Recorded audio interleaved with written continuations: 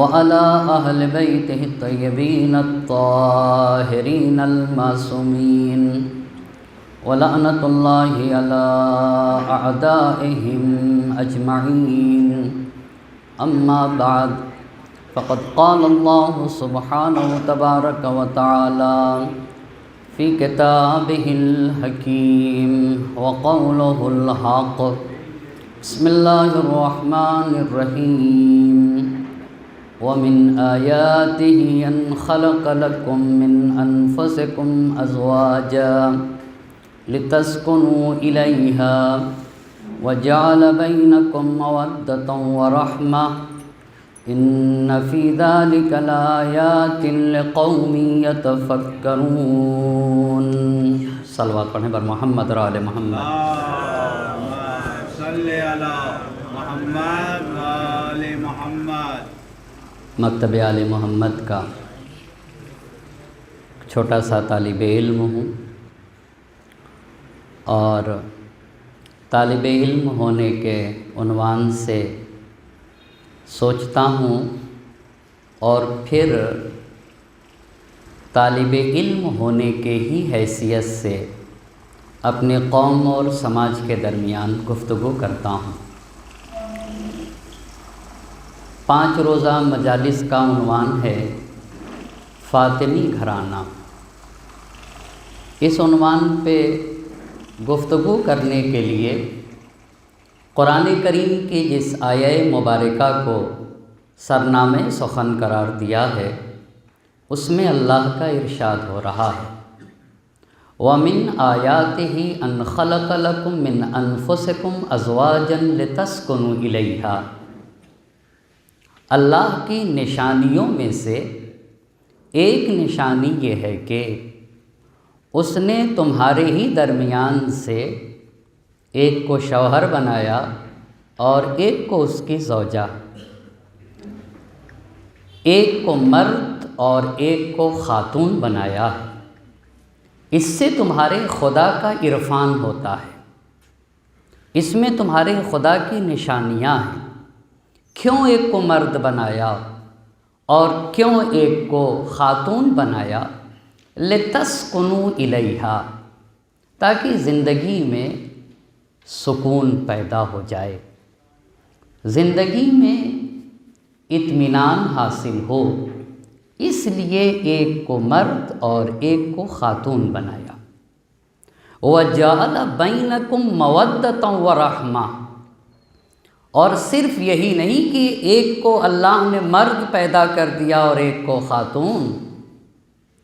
جب یہ رشتے ازدواج سے جڑے تو قرآن کہتا ہے کہ جعل وجعل بینکم مودۃ ورحمہ.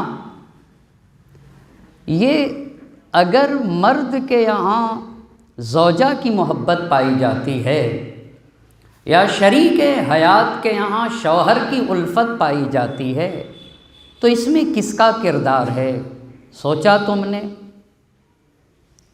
اللہ اپنے حبیب کو ایک جگہ خطاب کر کے کہتا ہے کہ اگر تم کسی کو پوری دنیا دے دو اور چاہو کہ اس کی محبت تمہارے دل میں آ جائے یا تمہاری محبت اس کے قلب میں آ جائے، تو اے میرے حبیب اگر ہم نہ چاہیں تو تم نہیں کر سکتے ہو. یہ قرآن کے الفاظ ہیں. یعنی پوری زندگی پوری دنیا کسی کو دے دیا جائے اور یہ کہ وہ مجھ سے محبت کرنے لگے، اگر خدائے وحدہ لا شریک نہ چاہے تو یہ ممکن نہیں ہے. وَجَعَلَ بَيْنَكُمْ مَوَدَّةً وَرَحْمَةً، تمہارے درمیان محبت قائم کی. صرف محبت ہی نہیں، رحمت بھی قائم کیا. مودت کا مطلب کیا ہوتا ہے اور رحمت کا مطلب کیا ہوتا ہے؟ یہاں پہ علماء نے لکھا ہے کہ اگر میں کسی سے محبت کروں، جب تک محبت میرے دل میں ہے اس وقت تک محبت ہے، اس وقت تک مودت ہے. لیکن اگر یہی قلب میں پائی جانے والی محبت کو زبان کے ذریعے سے ظاہر کر دوں تو اس کو رحمت کہا جاتا ہے. یعنی قرآن 2 باتوں کو کہہ رہا ہے کہ اگر شوہر اور زوجہ ہیں تو محبت بھی ہونا چاہیے آپس میں اور رحمت بھی ہونا چاہیے، یعنی صرف قلب کی حد تک یہ محبت نہ رہے بلکہ قلب سے زبان پر آ کے اس محبت کا اظہار بھی ہونا چاہیے۔ کہا اس میں تمہارے خدا کی نشانیاں ہیں، وَجَعَلَ بَيْنَكُمْ مَوَدَّةً وَرَحْمَةً، تمہارے اللہ نے تمہارے درمیان مودت و محبت رکھی، ورحمہ، اور یہ بھی خدا ہی نے دیا ہے کہ اس محبت کا تم اظہار کیا کرو۔ إِنَّ فِي ذَلِكَ لَآيَاتٍ لِقَوْمٍ يَتَفَكَّرُونَ۔ یہ جو مکمل ہماری زندگی ہے نا کہ ایک شوہر اور ایک بیوی، قرآن کہتا ہے کہ اس میں ان لوگوں کے لیے نشانیاں ہیں جو لوگ سوچتے ہیں، جو لوگ غور و فکر کرتے ہیں، جو لوگ عقل کو استعمال کرتے ہیں، ان کے لیے اس میں نشانیاں ہیں۔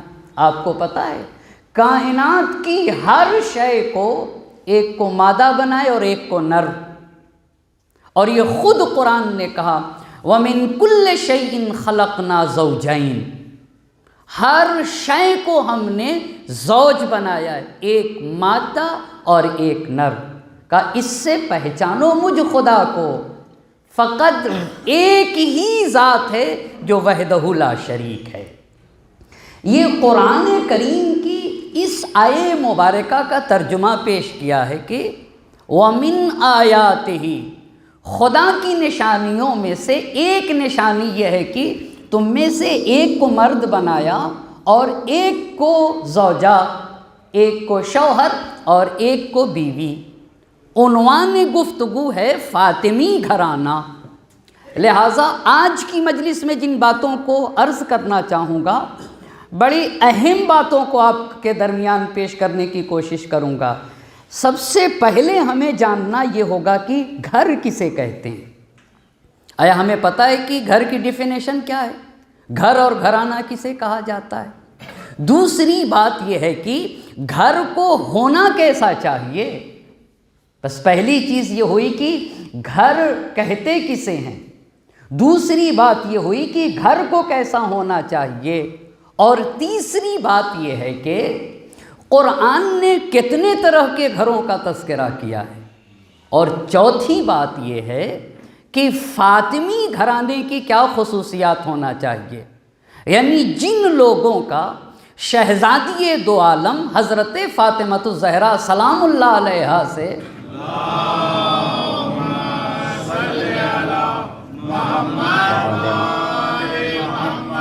رشتہ ہے، ان کے گھروں کو کیسا ہونا چاہیے۔ اب یہ جتنی باتیں آپ کی خدمت میں عرض کی، ایک ایک سوال کا جواب آپ کی خدمت میں عرض کرنا چاہوں گا۔ سب سے پہلی بات یہ ہوئی کہ آیا یہ جو جس گھر میں ہم زندگی گزارتے ہیں، اس گھر کی کیا خاصیت ہے؟ گھر کہتے کسے ہیں؟ سماج، معاشرہ، سوسائٹی کی ایک چھوٹی سی شکل کو گھر کہا جاتا ہے۔ ابھی بھی بات مکمل نہ ہوئی۔ گھر تربیت گاہ ہے، گھر تربیت کی جگہ ہے، گھر اس جگہ کو کہا جاتا ہے جہاں صالح، پاک و پاکیزہ، نیک اور طیب و طاہر لوگوں کی تربیت کی جائے، اس جگہ کو گھر کہا جاتا ہے۔ ہر شے سے اہم چیز اسکول سے اہم گھر ہے، کالج سے اہم گھر ہے، یونیورسٹی سے اہم گھر ہے، جہاں طیب و طاہر ہستیاں پلتی ہیں، اس جگہ کو گھر کہا جاتا ہے۔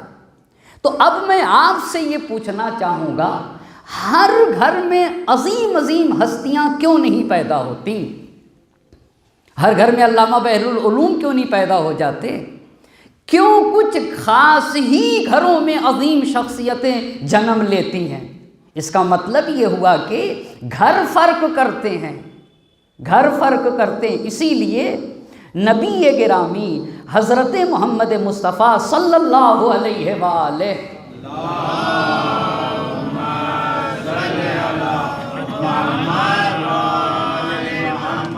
آپ کا فرمان ہے نوروا بیوتکم بتلاوت القرآن، اے لوگو اپنے گھروں کو نورانی کرو۔ اللہ کے نبی کیسے نورانی کیا جائے؟ کہا قرآن پڑھ پڑھ کے نورانی کرو۔ کہا قرآن پڑھو تاکہ تمہارا گھر نورانی ہو، قرآن پڑھا کرو تاکہ تمہاری روح نورانی ہو، قرآن پڑھا کرو تاکہ تمہارا وجود منور ہو۔ گھر میں قرآن کی تلاوت کرو۔ بہت توجہ کرنے کی ضرورت ہے۔ تو کیا ہمارے گھروں میں اجالے نہیں ہیں؟ کیا ہمارے گھروں میں اجالے نہیں ہیں؟ اور اللہ کے نبی کہہ رہے ہیں قرآن پڑھ کے اپنے گھروں کو نورانی کرو۔ اس کا مطلب ہے کہ اس اجالے کی بات نہیں کر رہے اللہ کے نبی، معنوی اور روحانی روشنی کی گفتگو کر رہے ہیں اللہ کے نبی۔ کہا اپنے گھر کی فضاؤں کو نورانی کرو۔ اللہ کے نبی گھر کی فضا کیسے نورانی ہوگی؟ کہا قرآن پڑھا کرو۔ اس کے بعد کا فقرہ غور طلب ہے، وَلَا تَتَّخِذُوهَا قُبُورًا، اپنے گھروں کو خاندانی قبرستان نہ بناؤ۔ یہ نبی کا فرمان ہے۔ اس کا مطلب کیا ہوا؟ اس کا مطلب کیا ہوا؟ یعنی جس گھر میں قرآن کی تلاوت نہ ہو، جس گھر میں ذکر خدا نہ ہو، جس گھر میں خدا کی یاد قائم نہ کی جائے، اللہ کے نبی کہہ رہے ہیں ایسے گھر کو گھر نہ کہنا، یہ خاندانی قبرستان ہے۔ ایسا گھر خاندانی قبرستان ہے۔ اس کا مطلب یہ ہوا کہ اپنے گھروں میں بھی قرآن پڑھنے کا اہتمام کرنا چاہیے۔ یعنی ایسا نہ ہو کہ میں صرف قرأت قرآن کا اہتمام عزا خانے میں کروں، تو میرے گھر میں کب اہتمام قرأت قرآن کریم ہوگا؟ میرے گھر میں کب حدیث قصہ پڑھنے کا اہتمام ہوگا؟ میرے گھر میں ذکر الہی کے قائم کرنے کا اہتمام کب ہوگا؟ نوّروا بیوتکم بتلاوت القرآن، اپنے گھروں کو نورانی کرو قرآن پڑھ پڑھ کے۔ وَلَا تَتَّخِذُوهَا قُبُورًا، اور دیکھو اپنے گھروں کو خاندانی قبرستان نہ بنانا۔ اب خاندانی قبرستان نہ بنانا، تو یہ بتائیے اس کا مطلب یہ ہوا کہ کچھ گھر کو اللہ کے نبی کہہ رہے ہیں گھر نہیں ہے، خاندانی قبرستان ہے۔ تو قبرستان میں زندہ رہتے ہیں یا مردہ رہتے ہیں؟ قبرستان میں زندہ تو نہیں رہتے۔ اسی لیے قرآن کریم نے کچھ چلتے پھرتے لوگوں کے لیے کہا ہے کہ ان کی مثال تو سوکھی لکڑیوں کی طرح ہے جنہیں دیوار سے ٹیک لگا کے رکھ دیا جائے۔ تو حقیقی حیات پانے کے لیے اور زندگی پانے کے لیے قرآن سے تمسک ضروری ہے، قرآن کی تلاوت ضروری۔ یہ ایک معنی کہ اپنے گھروں کو نورانی کرو قرآن پڑھ پڑھ کے۔ اس کا مطلب یہ ہے کہ اگر ہفتے میں نہیں تو مہینے میں ایک جلسے تلاوت قرآن کریم میرے گھر میں اہتمام ہونا چاہیے، میرے گھر میں، تاکہ میرے گھر کی فضا نورانی۔ کیوں مولانا کیوں؟ اس کا جواب آئے گا ابھی۔ یہ جو سوال تھا کہ آخر ہر گھر میں شخصیتیں کیوں نہیں پیدا ہوتی، کیوں نہیں پیدا ہوتی، یہ ایک بات۔ بس اس کا مطلب یہ ہوا کہ قرآن پڑھا جائے تاکہ گھر کی فضا نورانی ہو جائے۔ دوسری بات، علماء نے لکھا ہے کہ جس گھر سے دوسرے کو فائدہ نہ پہنچے، اپنے گھر کو خاندانی قبرستان نہ بناؤ۔ جس گھر سے دوسرے کو فائدہ نہ پہنچے، جس گھر سے انسانیت کو فائدہ نہ پہنچے، جس گھر سے سماج کو فائدہ نہ پہنچے، جس گھر سے سوسائٹی کو فائدہ نہ پہنچے، جس گھر سے اسلام کو فائدہ نہ پہنچے، جس گھر سے مسلمان کو فائدہ نہ پہنچے، حدیث کہتی ہے کہ اس گھر کو گھر نہ کہنا خاندانی قبرستان ہے۔ اللہ اللہ اللہ اللہ۔ بس آپ یہ بتائیے، آپ کو پتہ چلا کیسے میں پہچانوں کہ میرے اندر زندگی ہے یا نہیں؟ کہیں میں چلتی پھرتی لاش تو نہیں؟ پہچانوں گا کیسے؟ مجھے خود کو دیکھنا ہوگا، میری ذات سے سماج کو کتنا فائدہ پہنچتا ہے، سوسائٹی کو کتنا فائدہ پہنچتا ہے، اسلام و مسلمان کو کتنا فائدہ پہنچتا ہے۔ میری ذات سے جتنا دوسروں کو فائدہ پہنچے گا اتنا ہی مجھے سمجھنا چاہیے کہ میرے اندر اتنی ہی حیات پائی جاتی ہے، اتنی ہی زندگی پائی جاتی ہے۔ اب میں توجہ کرنا چاہوں گا، یہ بتائیے جس گھر میں نبی کی بیٹی فاطمہ پل رہی تھی وہ گھر کیسا تھا؟ وہ گھر کیسا تھا؟ ابھی حدیث کو روکے ہوئے آپ یہ بتائیے پوری کائنات میں سب سے پہلے وہ کون سا گھر ہے جس میں سب سے پہلے اللہ اکبر کی آواز بلند ہوئی؟ وہ کون سا گھر ہے جس میں سب سے پہلے قرآن پڑھا گیا؟ وہ کون سا گھر ہے جس میں سب سے پہلے نماز پڑھی گئی؟ وہ کون سا گھر ہے جس میں سب سے پہلے انسانیت کا درس سکھایا گیا؟ وہ کون سا گھر ہے جس میں یہ بتایا گیا کہ انسان چاہے مرد ہو یا عورت ہو، کوئی بھی انسان ہو، الناس سواء کاسنان المشط، لوگ آپس میں ایسے برابر ہیں جیسے کنگھی کے دانت برابر ہوتے ہیں۔ نہ کالے کے گورے پر برتری، نہ گورے کو کالے پہ برتری، نہ عرب کو عجم پہ۔ ہاں، برتری کا معیار کردار اور کیریکٹر ہے۔ کس کے گھر میں یہ بتایا گیا؟ خدا کی قسم پوری کائنات میں فاطمہ کا گھر وہ پہلا گھر ہے جس گھر میں سب سے پہلے اللہ اکبر کی آواز بلند ہوئی، جس میں مسلمانوں نے نماز پڑھنا سیکھا ہے وہ بیت فاطمہ ہے، جہاں بشریت نے قرآن پڑھنا سیکھا ہے وہ بیت فاطمہ ہے، جہاں انسانیت کو حریت کا درس سکھایا گیا وہ بیت فاطمہ ہے، جہاں یہ بتایا گیا کہ اسلام میں عرب عجم کالا گورا کچھ بھی نہیں ہے، اسلام میں جو کچھ ہے وہ کردار ہے، وہ کیریکٹر ہے۔ وہ کس کا گھر ہے؟ وہ فاطمہ کا گھر ہے، جہاں یہ بتایا گیا جس طرح سے مرد محترم ہے دین میں ویسے ہی خاتون محترم ہے۔ یہ کس کا گھر تھا؟ یہ کس کا گھر تھا؟ یہ بیت فاطمہ۔ اچھا، بتانے والا کون تھا؟ بتانے والا کون تھا؟ معلم بشریت، معلم انسانیت، پیکر رحمت و رافت حضرت محمد مصطفیٰ صلی اللہ علیہ وآلہ۔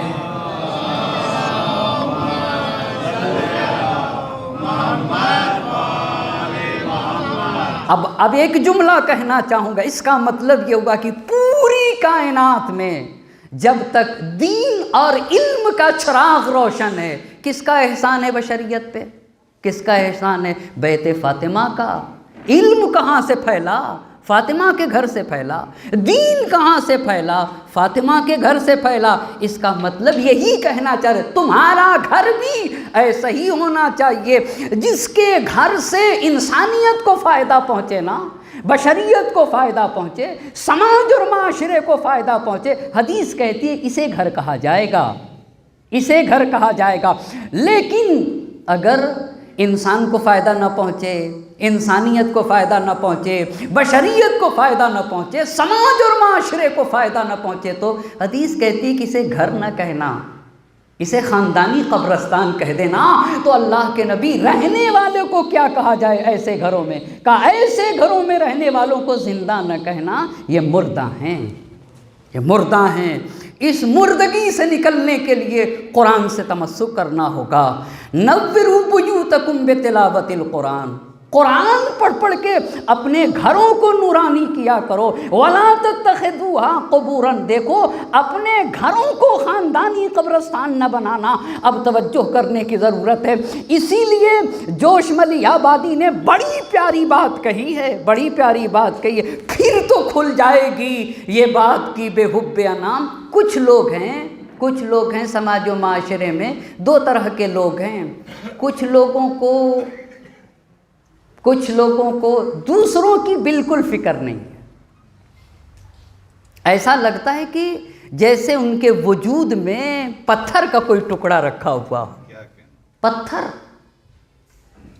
دوسرے کی کوئی فکر نہیں۔ ایسا انسان یعنی دوسرے لفظوں میں یوں کو اس کے یہاں زندگی نہیں پائی جاتی ہے۔ تم کیسے وجود ہو کہ تمہارے وجود میں دوسرے کا درد نہیں پایا جاتا، تمہارے ہاں دوسرے کی فکر نہیں پائی جاتی، آخر تمہارے ہاں زندگی ہے بھی یا نہیں؟ اسی بات کو جوش نے کہا تھا، پھر تو کھل جائے گی یہ بات کی بے حب انام۔ یعنی اگر تمہارے یہاں بشریت کا درد نہ پایا گیا تو وہ کہتے ہیں پھر تو کھل جائے گی یہ بات کی بے حب انام۔ نہ امامت، نہ ولایت نہ رسالت نہ پیام، دل ہو بے سوز تو محمل ہے طواف و احرام۔ اگر دوسرے کا درد نہیں تو نہ طواف کام آئے گا نہ احرام کام آئے گا، سب سے بہتر عمل خیر ہے تیمار عوام۔ اللہ کی عبادت کرنے کے بعد دوسروں کے کام آ جانا سب سے بڑا عمل ہے۔ اللہ اللہ، سب سے بہتر عمل خیر ہے تیمار عوام، اس کو سرکار دو عالم کے پیام آتے ہیں جو برے وقت میں انسان کے کام آتے ہیں۔ آپ غور کریے گا، بات یہ نہیں کہی جا رہی ہے کہ شیعوں کے کام آتے ہوں، اس کو سرکار دو عالم کے پیام آتے ہیں جو برے وقت میں انسان کے کام آتے ہیں۔ اب آپ نے دیکھا، پس گھر کیسا ہونا چاہیے؟ یعنی میرے گھر سے سماج کو فائدہ پہنچنا چاہیے، انسانیت کو فائدہ پہنچنا چاہیے، بشریت کو فائدہ پہنچنا چاہیے۔ اب حدیث کا اگلا فقرہ پڑھنا چاہوں گا، ان البیت اذا کثر فیہ تلاوت القرآن، اگر کسی گھر میں کثرت کے ساتھ قرآن پڑھا جائے، اس سوال کو اپنی جگہ رکھیے گا، کیوں نہیں ہر گھر میں بڑی بڑی شخصیتیں پیدا ہو جاتی؟ کیوں آغا خوئی کسی خاص گھر میں پیدا ہوتے؟ کیوں آیت اللہ سیستانی کسی خاص گھر میں پیدا ہوتے؟ کیوں علامہ بحر العلوم کسی خاص گھر میں پیدا ہوتے؟ کیوں علامہ مجلسی کسی خاص گھر میں پیدا ہوتے؟ کیوں ایسا ہے؟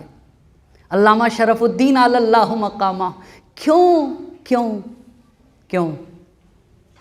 جب ایک ماں اور باپ کسی گھر کی فضا کو قرآن پڑھ پڑھ کے نورانی اور روحانی بناتے ہیں نا، تب ایسے گھروں میں شخصیتیں جنم لیتی ہیں، تب ایسے گھروں میں شخصیتیں جنم لیتی ہیں۔ اسی لیے کہا گیا گھر اور گھرانہ بڑی عظیم شے کا نام ہے، یہ تربیت گاہ ہے، جہاں صلحاء کی تربیت ہوتی ہے اسے گھر اور گھرانہ کہا جاتا ہے۔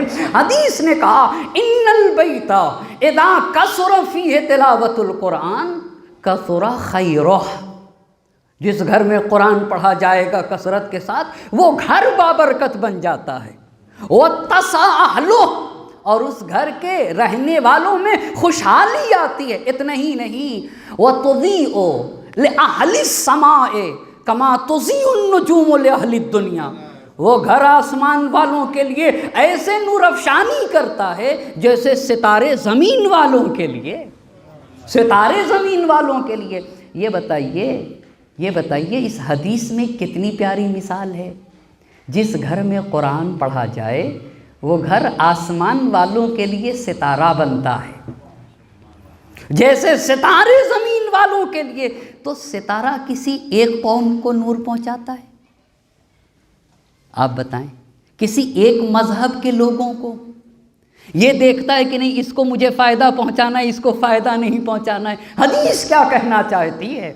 جس کا قرآن سے رشتہ ہوتا ہے نا، اتنا کھلی فکر کا ہوتا ہے وہ انسان، اور اتنا اس کے یہاں شرح صدر پایا جاتا ہے کہ اس کی ذات سے تو بشریت کو فائدہ پہنچتا ہے، اس کی ذات سے تو انسانیت کو فائدہ پہنچتا ہے، اس کی ذات سے تو ہر قوم کو فائدہ پہنچتا ہے، نسلوں کو فائدہ پہنچتا ہے، ہر مسلک کے لوگوں کو فائدہ پہنچتا ہے۔ اور یہی بات قرآن نے ہماری خلقت کے مقصد کو بھی بیان کیا ہے، کنتم خیر امت اخرجت للناس، تم پیدا ہی اس لیے کیے گئے ہو تاکہ تمہارے وجود سے بشریت کو فائدہ پہنچے۔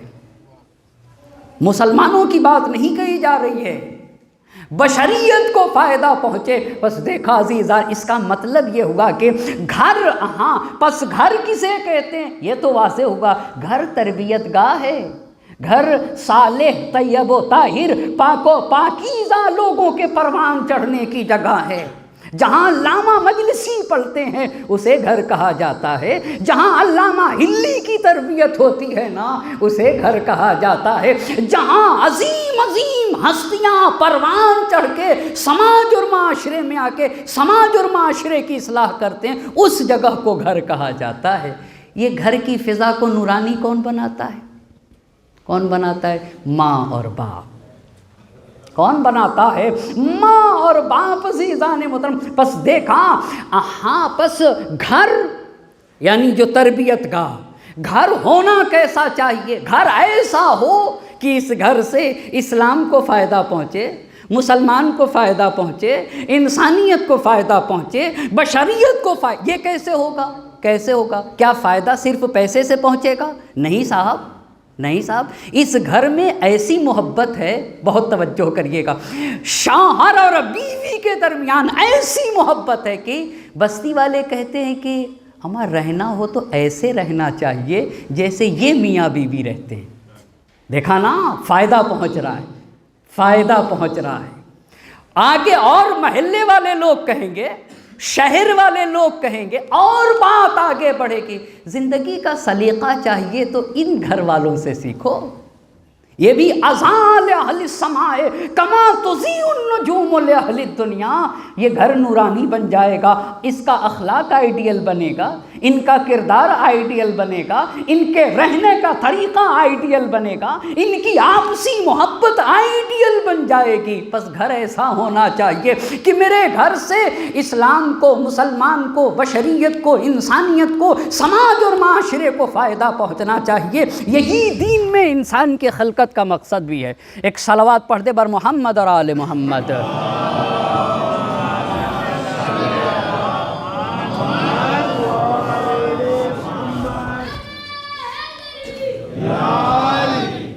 ایک اور صلوات پڑھ دیجئے گا بر محمد اور آل محمد.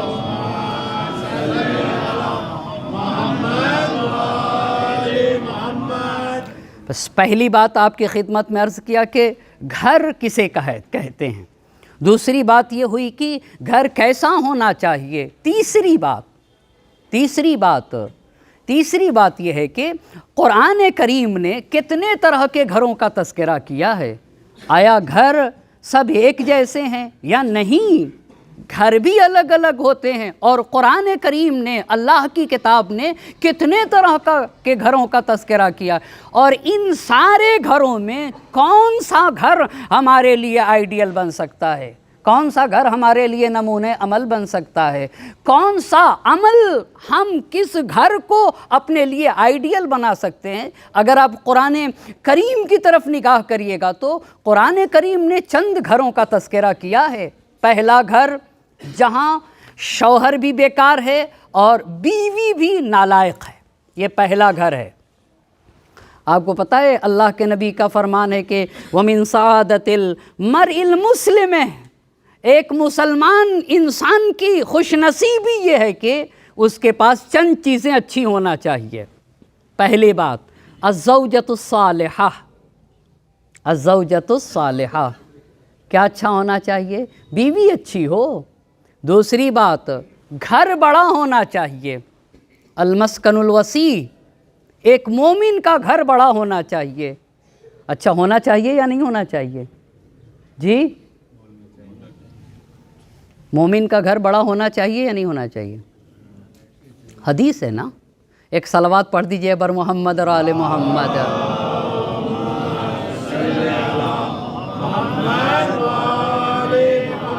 بس پہلی بات بیوی اچھی ہو. دوسری بات المسکن الوسیع، گھر بڑا ہو. تیسری، البتہ جتنا بڑا گھر زمین پر ہونا چاہیے اس سے بڑا گھر وہاں ہونا چاہیے. جتنا بڑا گھر زمین پہ ہونا چاہیے اس سے بڑا گھر وہاں پہ ہونا چاہیے. تیسری بات گاڑی اچھی ہونا چاہیے. المرکب البہی، ایمان سے بڑا سرمایہ کچھ بھی نہیں ہے. تو مومن کے پاس بیوی اچھی، مومن کے پاس گھر اچھا، مومن کے پاس گاڑی اچھی. چوتھی بات الولد الصالح، مومن کی اولاد بھی اچھی ہونا چاہیے. مومن کی اولاد بھی اچھی ہونا چاہیے. بس اب قرآن کریم نے جتنے گھروں کا تذکرہ کیا ہے ان گھروں کو آپ کی خدمت میں عرض کرنا چاہ رہا ہوں. پہلا گھر جہاں شوہر بیکار اور بیوی نالائق، وہ کس کا گھر ہے؟ وہ ابو لہب کا گھر ہے.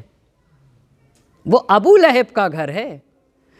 یہ ابو لہب پیغمبر پاک کا سگا چچا ہے. چچا ہے اللہ کے نبی کا، اللہ کے نبی کا چچا. مگر قرآن نے اس پہ لعنت کی ہے. تبت یدا ابی لہب و تب، ابو لہب کے دونوں ہاتھ ٹوٹ جائیں، اس کی بیوی کا نام کیا ہے؟ قرآن نے کہا حمالۃ الحطب، نام کچھ اور ہے، قرآن نے اسے حمالۃ الحطب کہا ہے، لکڑیاں اٹھانے والی۔ یہ دو میاں بیوی بہت توجہ کریے گا، مکمل نبی گرامی کی راہ میں کانٹا بچھاتے رہے اور آخر وقت تک پیغمبر پاک کو ستایا ہے۔ یہ ایک گھر ہے قرآن نے، یہ ایک گھر ہے جو ابو لہب کا گھر ہے اور اس کی بیوی حمالۃ الحطب، جہاں نہ شوہر صحیح ہے اور نہ ہی بیوی صحیح ہے، یہ ایک گھر۔ قرآن نے ایک دوسرا گھر بھی بتایا ہے، دوسرا گھر قرآن نے کہا جہاں شوہر اچھا ہے، بیٹا اچھا نہیں اور بیوی بھی اچھی نہیں ہے، وہ کس کا گھر ہے؟ وہ جناب نوح علیہ السلام کا گھر ہے، جہاں شوہر کے لیے قرآن کہتا ہے، قرآن کے الفاظ ہیں واضح لفظوں میں، سلام علی نوح فی العالمین، یہ قرآن کے الفاظ ہیں کہ شیخ الانبیاء جناب نوح علیہ السلام پہ ہمارا درود و سلام ہو۔ یہ کس کے لیے الفاظ کہے قرآن نے؟ یہ جناب نوح علیہ السلام کے لیے کہے ہیں، لیکن بیٹے کے لیے قرآن کہتا ہے جناب نوح علیہ السلام سے انہو لیس من اہلک انہو عمل غیر صالح، یہ بیٹا تمہارے اہل سے نہیں ہے، عمل غیر صالح ہے۔ پس یہ دوسرا اچھا جناب نوح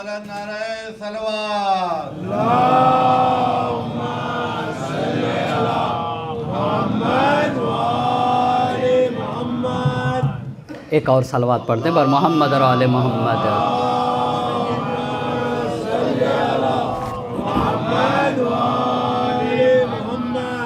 ایک اور صلوات پڑھ دیجئے گا بر محمد اور آل محمد۔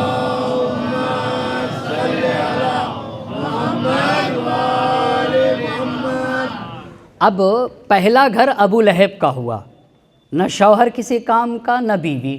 دوسرا گھر کس کا ہوا؟ نوح علیہ السلام کا، جہاں شوہر شیخ الانبیاء پر بیٹا نالائق۔ قرآن کریم نے کہا انہو لیس من اہلک، اے نوح یہ آپ کے اہل سے نہیں ہے، انہو عمل غیر صالح، عمل غیر صالح ہے بیٹے کے لیے کہا۔ اچھا جناب نوح علیہ السلام کی بیوی کے لیے کیا کہا؟ اس پہ بھی غور کرنے کی ضرورت ہے۔ ضرب اللہ مثلا للذین کفروا امرأۃ نوح، کافروں کے لیے نوح علیہ السلام کی بیوی آئیڈیل بن گئی، نمونہ عمل بن گئی کافروں کے لیے۔ ایک صلوات پڑھ دے بر محمد اور آل محمد۔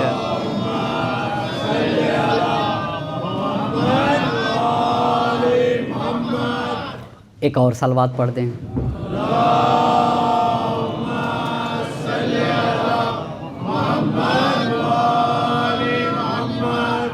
بس پہلا گھر ابو لہب کا گھر، دوسرا گھر نوح علیہ السلام کا گھر، جہاں شوہر شیخ الانبیاء۔ اچھا سلام علی نوح فی العالمین، یہ شوہر کی بات ہے، لیکن بیٹے کے لیے قرآن نے کہا انہو لیس من اہلک انہو عمل غیر صالح۔ نوح نبی کا بھی بیٹا ہو اور اگر ساتھی برے مل گئے تو تباہ و برباد ہو جاتا ہے، تباہ و برباد۔ اور بیوی کے لیے قرآن کہتا ہے ضرب اللہ مثلا للذین کفروا امرأۃ نوح، کہ نوح علیہ السلام کی بیوی کافروں کے لیے آئیڈیل بن گئی، کافروں کے لیے آئیڈیل بن گئی۔ یہ دو گھر کا تذکرہ۔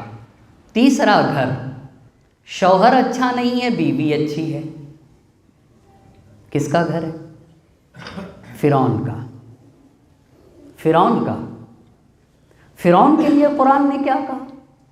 فرعون کہہ رہا تھا انا ربکم الاعلی، مگر فرعون کی بیوی، بہت توجہ کریے گا، جناب آسیہ سلام اللہ علیہا کے لیے آپ نے ایک دعا کی ہے جسے قرآن نے اپنے دامن میں جگہ دیا ہے۔ جناب آسیہ نے، ہم اور آپ اللہ سے جنت مانگتے ہیں، مگر جناب آسیہ نے صرف جنت نہیں مانگی، صرف جنت نہیں مانگی، پھر کیا مانگا؟ کہا اے اللہ میں اس تنہا جنت لے کے کیا کروں گی؟ جنت لے کے تنہا کیا کروں گی؟ جنت میں جہاں تو رہے وہ جگہ مجھے چاہیے، میں اپنے خدا سے قریب رہنا چاہتی ہوں۔ اسے قرآن نے صاف لفظوں میں کہا رب ابن لی عندک بیتا فی الجنہ، اے میرے اللہ اپنے نزدیک ایک گھر بنا دے میرے لیے، ایک گھر بنا دے، اپنے نزدیک ایک گھر بنا۔ اچھا کس حالت میں یہ کیا تھا؟ جب جناب آسیہ سلام اللہ علیہا کے دونوں ہاتھ میں کیل ٹھوک دی زمین سے اور پیروں کو بھی زمین میں ٹھوک دیا گیا، اور اس عالم میں چلچلاتی ہوئی دھوپ میں جناب آسیہ نے ایک جملہ کہا رب ابن لی عندک بیتا فی الجنہ، اے میرے اللہ جنت میں اپنے قریب میرا ایک گھر بنا دے۔ تو یہ بیوی ایسی ہے جناب آسیہ، شوہر ایسا۔ 3 گھر آپ کی خدمت میں عرض کر چکا، چوتھا گھر جو گھر نمونہ ہے، جو گھر آئیڈیل ہے، وہ کون سا گھر ہے؟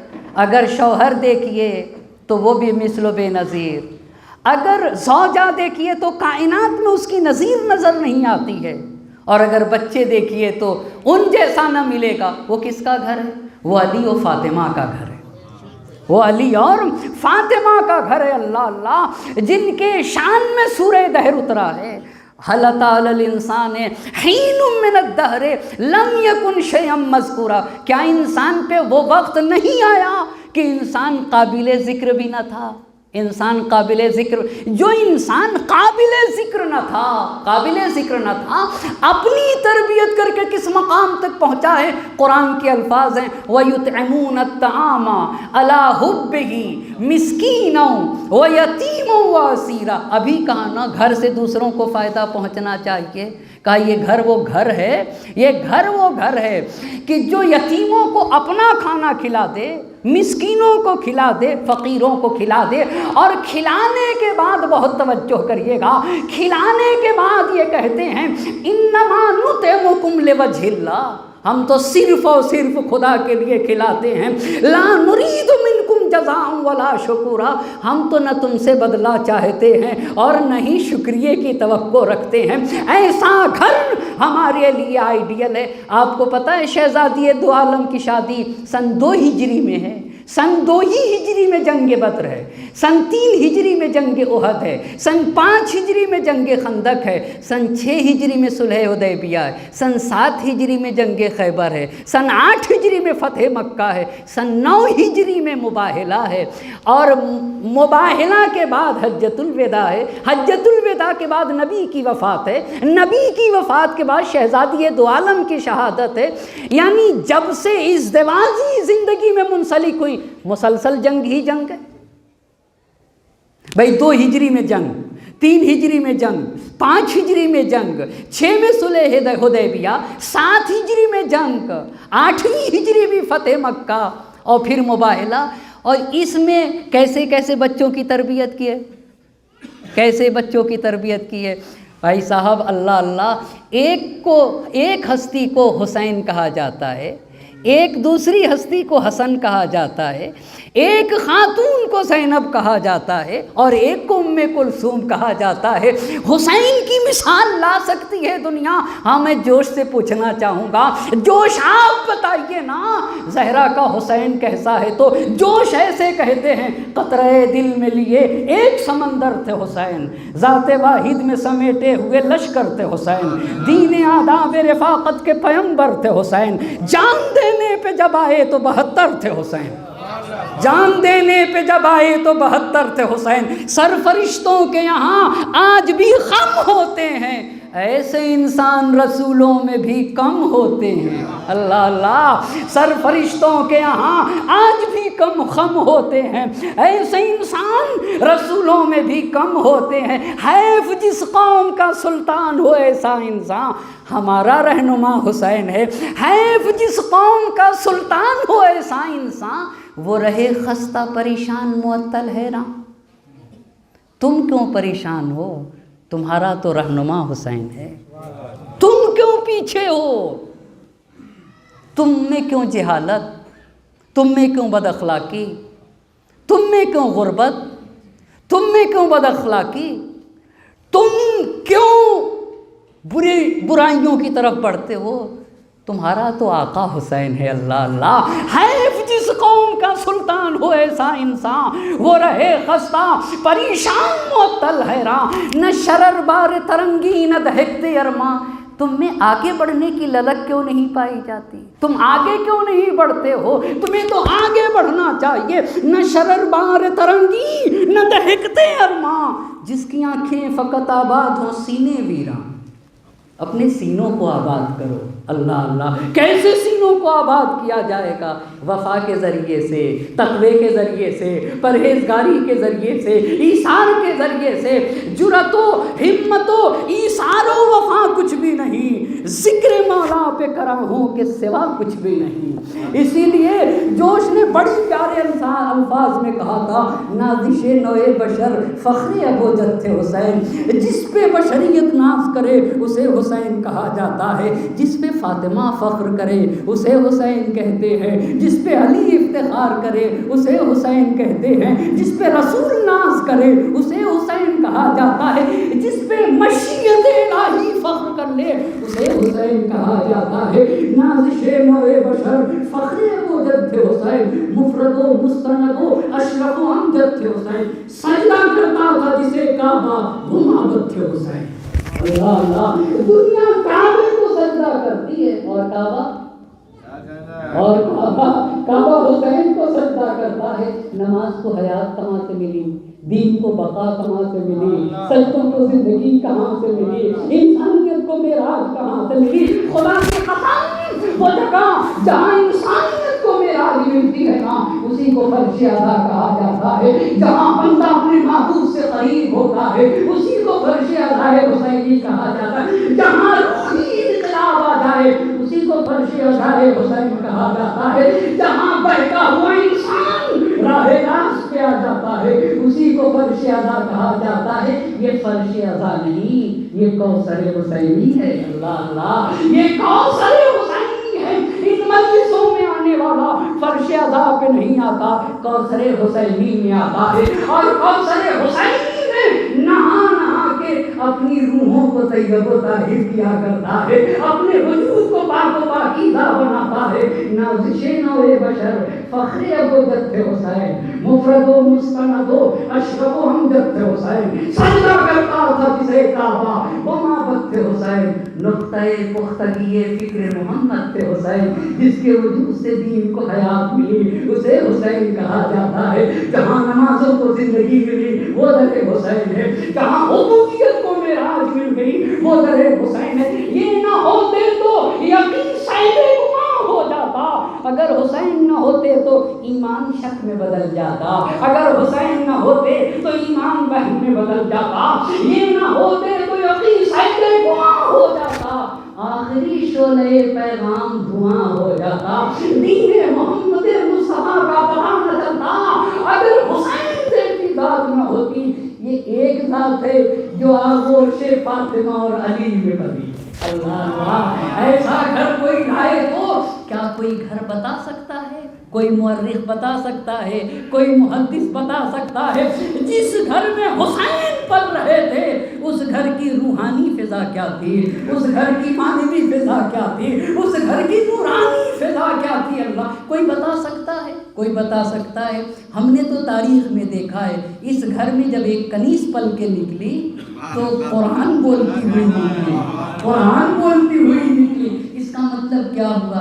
اس کا مطلب ہے جس گھر کی پوری فضا قرآنی فضا ہو، جس گھر کی روحانی فضا قرآنی فضا ہونا، اسی گھر کو علی و فاطمہ کا گھر کہا جاتا ہے۔ جب حسین کے لیے اتنی بات کہی ہے تو زینب کا اندازہ کیسے لگایا جائے گا؟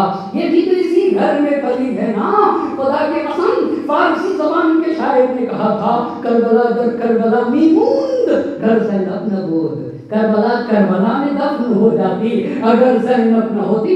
یزید کے تخت و تاج کو کس نے خاک کے اندر دفن کر دیا؟ کس کا کردار تھا؟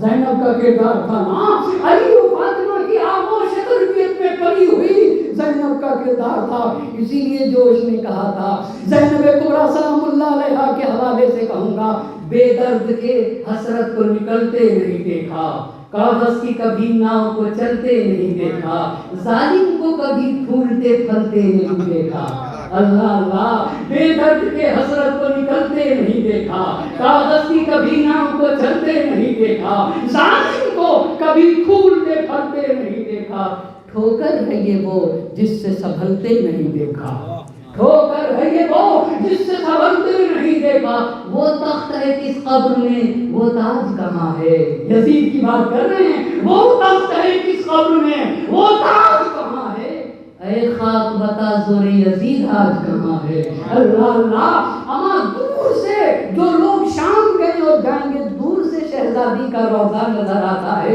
یہ شہزادی کا روضہ نہیں، یہ زینب کی حقانیت کا ثبوت ہے، یہ زینب کی حقانیت کا ثبوت ہے، وہ تخت ہے کس قبر میں وہ تاج کہاں ہے، اے خاک بتا زور یزید آج کہاں ہے، ایک صلوات پڑھیں بر محمد اور آل محمد،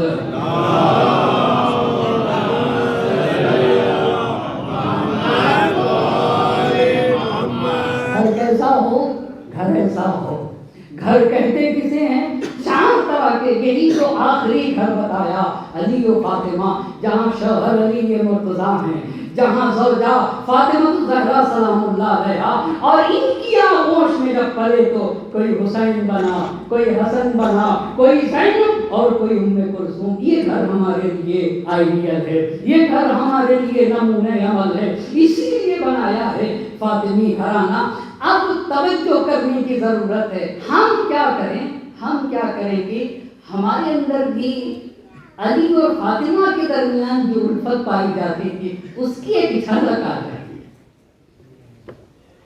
اس کی ایک جھلک آ جائے، اسی لیے تو ہم پردے ادا پہ بیٹھتے، کیا کریں کہ ہمارے گھر بکھرنے نہ پائیں، سماج اور معاشرے میں بگاڑنے والے لوگ زیادہ ہیں،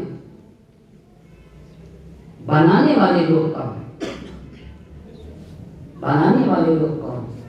آپ کو پتا ہے نہج البلاغہ پڑھوں، صلاح ذات البین افضل من عامۃ الصلاۃ والصیام، لڑائی کو ختم کرنا، دو لڑے ہوئے لوگوں کو ملا دینا، فیملیوں کے درمیان پائے جانے والی اختلافات کو ختم کرنا، سال بھر نماز پڑھنے اور سال بھر روزہ رکھنے سے افضل ہے، یہ میرے مولانا نے نہج البلاغہ میں کہا ہے، کا سماج اور معاشرے کے درمیان پائے جانے والے فیملیوں میں اختلافات کے کیوں نہیں آخر قوموں میں سے کچھ لوگ اٹھتے ہیں کہ بھائی دین میں جھوٹ بولنا جائز ہے یا جائز نہیں ہے؟ جائز نہیں ہے دین میں، پر دو جگہ جھوٹ بولنا واجب ہے، دین میں دو جگہ جھوٹ بولنا کیا ہے، سچ بولنا حرام ہے، جس میں سے ایک آپ کو بتاؤں گا اور ایک جب آپ پوچھیے گا تب بتاؤں گا۔ پہلی جگہ اگر میرے جھوٹ بولنے سے اختلاف ختم ہو جائے تو شریعت کہتی ہے کہ یہاں تم جھوٹ بولو، یہاں تم جھوٹ بولو، تاکہ کسی کو تو گھر کہتے ہیں، وہ گھر کے اندر جو صمیمیت، وہ حرارت، وہ الفت، وہ گرمی، وہ محبت، وہ پیار، وہ کہاں سے آئے گا؟ وہ علی و فاطمہ کا گھر دیکھنا ہوگا، جو پوری کائنات کی مشکل کشائی کرے اسے علی کہتے ہیں، اسے علی کہتے ہیں نا، جو پوری کائنات کا مشکل کشا ہو۔ مگر جب آپ فاطمہ الزہرا سلام اللہ علیہا کے سامنے آتے ہیں تو کہتے ہیں کہ میں جب شہزادی کے چہرے مبارک پہ نظر ڈالتا ہوں تو سارا ہم و غم میرا دور ہو جاتا ہے۔ اللہ اللہ، یعنی جو پوری کائنات کی مشکل کشائی کرے اسے علی کہتے ہیں، اور جو علی کی مشکلات کو برطرف کرے اسے فاطمہ کہا جاتا ہے۔ تو اب آج ایک بات عرض کروں تاکہ میں جڑ جاؤں، آخر وہ کیا چیز ہے جس سے میرے گھر کی بنیاد مضبوط ہو جائے، میرے گھر میں علی و فاطمہ جیسا وہ محبت کی جھلک آنے لگے جیسے علی و فاطمہ میں تھی۔ سب سے بنیادی چیز یہ ہے کہ فکر کو پازیٹیو کرنا ہوگا، مثبت کرنا ہوگا فکر کو پازیٹیو کیا ہوتی ہے، مثبت فکر کیا ہوتی ہے۔ میں ایک بات پوچھنا چاہوں گا کہ جب ہم شادی کرنے گئے تھے تو جس خاتون کو بیوی بنا کے لائے اس وقت ہم نے ان میں اچھائی دیکھی یا نہیں دیکھی تھی، یہ پوچھنا چاہتا ہوں۔ یعنی عیبوں والی اٹھا کے لائے تھے یا اچھائی دیکھ رہے تھے، عیب نہیں دیکھ رہا تھا؟ آپ بتائیں گے کچھ یا نہیں بتائیں گے؟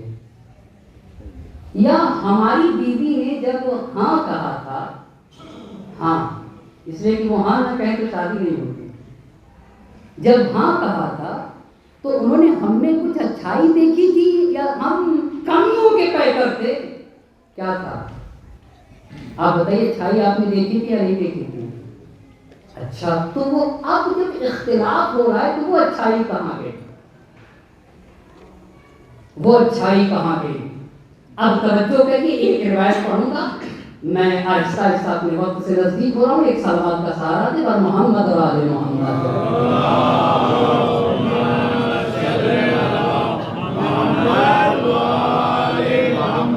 آپ دیکھ رہے ہیں، مجھ سے بہتر جانتے ہیں سماج اور معاشرے کی صورتحال کس حد تک حیا اور غیرت میں کس حد تک گراؤ آ رہا ہے۔ اسے بھی ایک مومن انسان کو سوچنا چاہیے، اس پہ بھی انشاءاللہ گفتگو ہوگی۔ ایک مومن انسان کو سوچنا چاہیے علی و فاطمہ کا گھر ہمارے لیے آئیڈیل ہے، ہمارے لیے نمونہ۔ اب میں مثبت اور پوزیٹیو سوچ کیا ہوتی ہے؟ حضرت عیسیٰ علیہ السلام تھے، اپنے ساتھیوں کے ساتھ گزر رہے تھے، ایک گدھا مر کے سڑ گیا تھا۔ اب جب ان کے ساتھیوں نے دیکھا تو کسی نے، ہر ایک نے اپنی ناک بند کر لی۔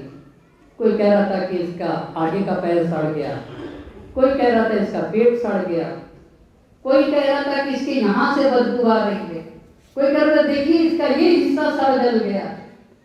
حضرت عیسیٰ علیہ السلام نے ایک بات کہی، کہا کہ اس گدھے کے دانت کتنے سفید ہیں۔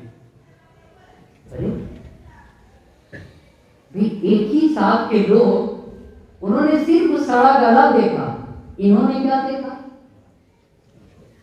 انہوں نے کہا دانت کتنے سفید ہیں۔ ایک حدیث پڑھتا ہوں اور بات رک جائے گی۔ میرے امام نے کہا ہے کہ کن کنہلا، مکھی بن جاؤ۔ مکھی کتنی طرح کی ہوتی ہے مکھی؟ جی مکھی کئی طرح کی ہوتی ہے، ابھی دو طرح کی بتانا چاہوں گا۔ ایک مکھی ہمارے درمیان یہی اڑتی رہتی رات دن، ایک شہد کی مکھی ہے نا، تو مکھیاں ایک ہی، دونوں میں فرق کیا ہے؟ بہت توجہ کریے گا۔ اب میں مثال دے رہا ہوں بہت معذرت کے ساتھ۔ اگر میں یہاں سبزی کوئی ہریالی اور کوئی پھول اور تھوڑی سی گندگی بہت معذرت کے ساتھ رکھوں اور یہ اپنے درمیان والی مکھی کو لا کے چھوڑ دوں تو یہ پھول پہ نہیں بیٹھے گی، ہریالی پہ نہیں بیٹھے گی، سبزے پہ نہیں بیٹھے گی، گندگی پہ بیٹھے گی۔ اچھا، اس کو پھول نہیں دکھتا، اس کو سبزہ نہیں دکھتا، اسے ہریالی نہیں دکھتی۔ اب آئیے شہد کی مکھی، وہ کیا کرے گی؟ وہ گندگی پہ نہیں بیٹھے گی، پھول پہ بیٹھ جائے گی، اس کے رس چوس لے گی، سبزے پہ بیٹھ جائے گی، اس کے رس چوس لے گی، ہریالی پہ بیٹھ جائے گی، اس کی اچھائی کو لے لے گی۔ میرے امام نے کہا کن کنہلا، نہلا کہتے ہیں شہد کی مکھی کو، شہد کی مکھی بنو۔ کیا مطلب ہوا؟ ہاں بھائی تمہاری بیوی معصومہ نہیں ہے تو ان کی اچھائیوں کو دیکھو کہ اللہ میری بیوی میں یہ اچھائی ہے، تیرا شکر۔ بیوی کو بھی شوہر کی اچھائیاں دیکھنا چاہیے۔ اگر شہد کی مکھی بن گئے، چاہے شوہر ہو چاہے بیوی ہو، زندگی خوشگوار بن جائے گی۔ کیوں ایسا ہے؟ بہت توجہ کر کے کہا، ایک دوسرے کی اچھائیاں دیکھو، اسی کو تو کہتے ہیں پازیٹیو فکر کہ اللہ میری بیوی کا یہ کمال پائے جاتے ہیں، میری بیوی کیا یہ اچھائی پائی کرتی ہے تیرا شکر. اب توجہ کریے گا، جب اس روایت کو پڑھا تو اس روایت کو تو پورا کروں. کیوں آخر شہد کی مکھی کیوں؟ یہ بتائیے اگر اس گلاس میں پانی ہے اور میں ڈیلوں تو چائے نکلے گی یا شربت؟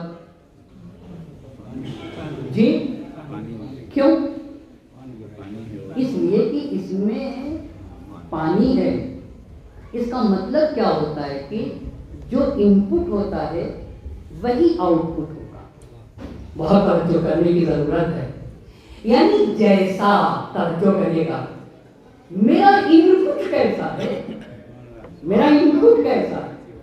یہ بتائیے. یہ جو شہد کی مکھی شہد بناتی ہے، اس کے لیے قرآن نے کچھ کہا جی؟ فیہ شفاء للناس. مومن کے لیے کہا یا ناس کے لیے کہا ہے؟ ناس کا شہد سب کو فائدہ پہنچاتا ہے. کیوں؟ اس لیے کہ شہد کی مکھی کا جو ان پٹ ہوتا ہے وہ پاک و پاکیزہ ہے.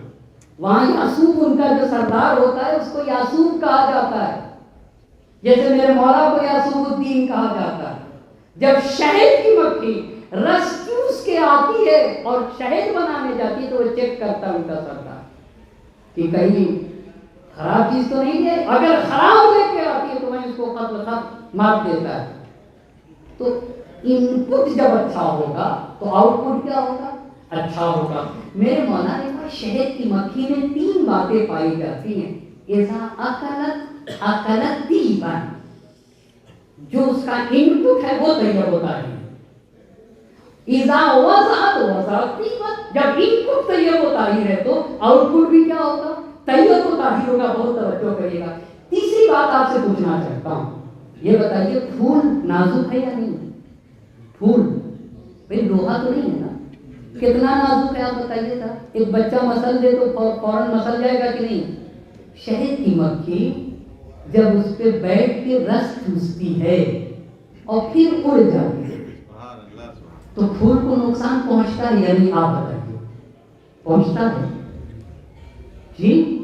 نہ.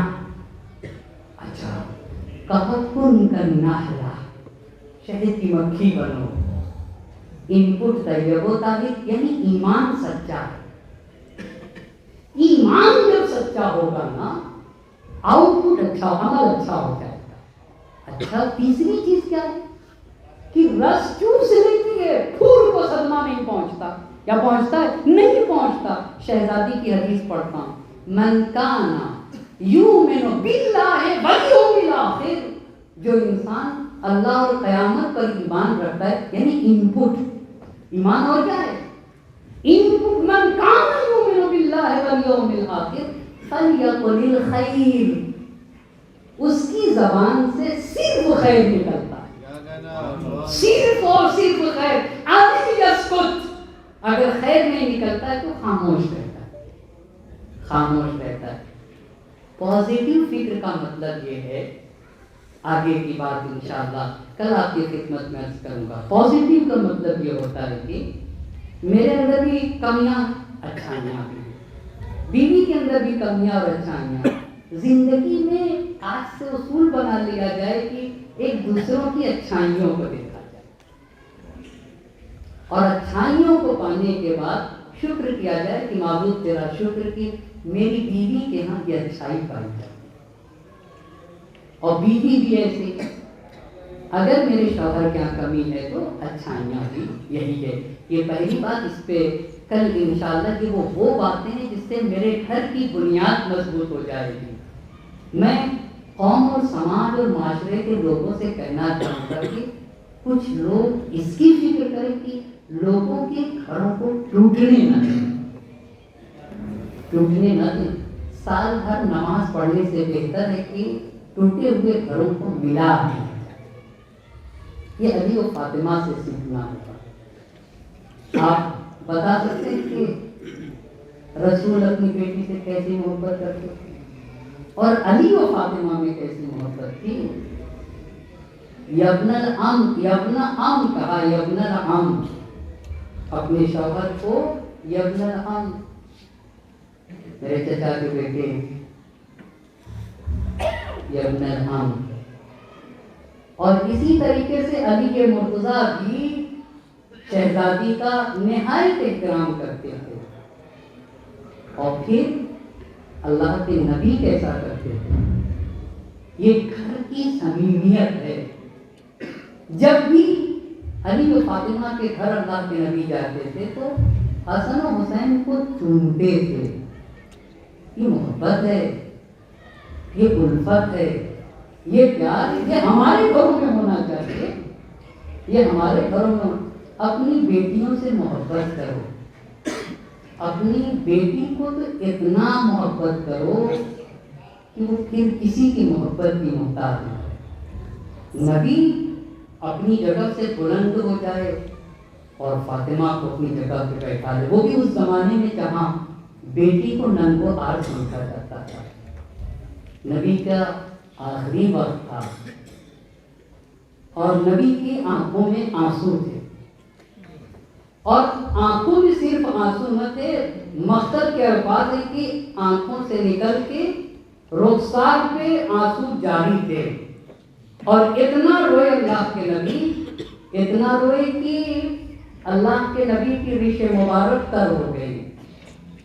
تو پوچھنے والے نے پوچھا کہ اللہ کے نبی ماں یبکی، کیا چیز آپ کو رلا رہی ہے؟ کیوں آپ رو رہے ہیں؟ کس وجہ سے آپ رو رہے ہیں؟ فاطمہ تھی، حسن حسین تھے. تو اللہ کے نبی نے کہا ابکی لذریتی، میں اپنی بیٹی فاطمہ کے لیے رو رہا ہوں، میں اپنی اولاد کے لیے رو رہا ہوں.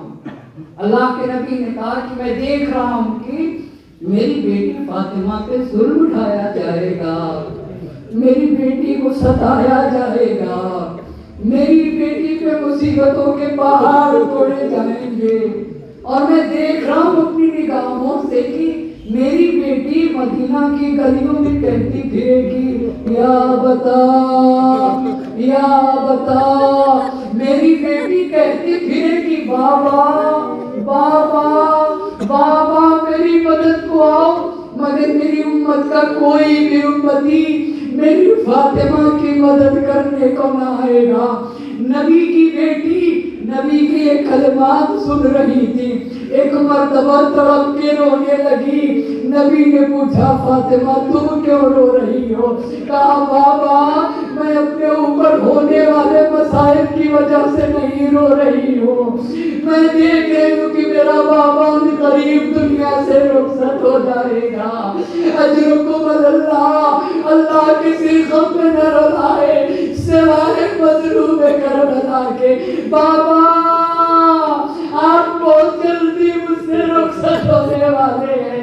روایت کے الفاظ ہیں نبی کی زندگی کے آخری ایام تھے. ام سلمہ سے کہا میرے علی کو بلاؤ، فاطمہ کو بلاؤ، حسن حسین کو بلاؤ. ام سلمہ سے کہا ام سلمہ تم دروازے پہ کھڑی رہو، کسی کو میرے قریب نہ آنے دینا. علی کو قریب بلایا، علی کا ہاتھ اپنے ہاتھ میں لیا، فاطمہ کا ہاتھ دوسرے ہاتھ سے پکڑا. فاطمہ کا ہاتھ پکڑنے کے بعد اپنے سینے پہ دیر تک رکھے رہے. علی مرتضیٰ کا ہاتھ پکڑے ہوئے تھے، کچھ کہنا چاہتے تھے، نبی کی آنکھوں میں آنسو آ گئے. ایک مرتبہ فاطمہ نے اپنے کو نبی پہ گرا دیا. اس کے بعد نبی نے علی سے کہا یا علی ہذه ودیۃ اللہ. اے علی فاطمہ اللہ کی امانت ہے. اے علی فاطمہ رسول خدا کی امانت ہے. اے علی خدا رسول کی امانت کا خیال کرنا. اے علی میرے بعد فاطمہ پہ ظلم اٹھائے جائیں گے. اے علی فاطمہ کی حرمت پامال کی جائے گی. اے علی فاطمہ کا دروازہ جلایا جائے گا. اب وہی ہوا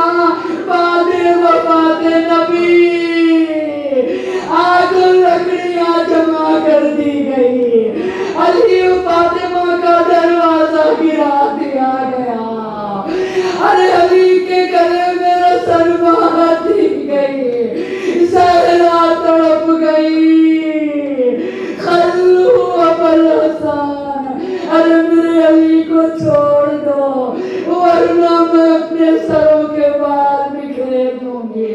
میرے چھٹے امام کا بیان ہے، میرے امام نے کہا، ارے شہزادی نے یہ کہا تھا روضے رسول پہ جا کے نالو فریاد کروں گی، اپنا غنیمہ چاک کر دوں گی، اپنے بالوں کو بکھیر دوں گی۔ سلمان کا بیان ہے، اتنا کہنا تھا مسجد النبی کی دیواریں بلند ہوئی، مدینہ کو زلزلہ آنے لگا۔ علی نے سلمان سے کہا فاطمہ کو روک لو ورنہ قیامت آ جائے گی۔ فضا میں کو حرام تھا، واہ مصیبت، واہ فاطمہ۔ وسيعلم الذين ظلموا أي منقلب ينقلبون إنا لله وإنا إليه راجعون۔